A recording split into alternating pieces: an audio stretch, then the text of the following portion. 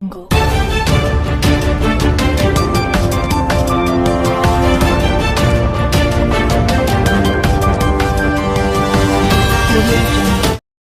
Times of Gujarat ન્યૂઝમાં આપનું હાર્દિક સ્વાગત છે.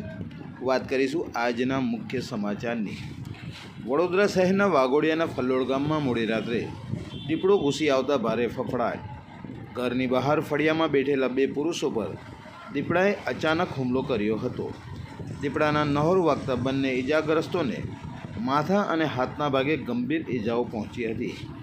હિંમતભાઈ હીરાભાઈ પરમાર અને મનીલાલ મોહનભાઈ પરમારને દીપડાના હુમલામાં ગંભીર ઇજાઓ પહોંચતા લોહીલુહાણ હાલતમાં બંને ઇજાગ્રસ્ત પુરુષોને તાત્કાલિક સારવાર અર્થે હોસ્પિટલમાં ખસેડાયા હતા.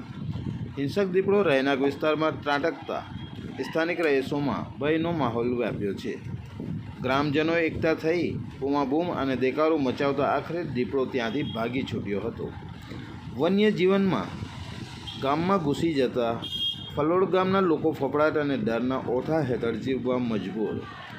ગ્રામજનો દ્વારા વન વિભાગને તાકીદે પાંજરું ગોઠવી દીપડાને પાંજરે પૂરવા જોરદાર માંગ કરાઈ હતી. રિપોર્ટ નિસાર સૈયદ, વડોદરા, ગુજરાત.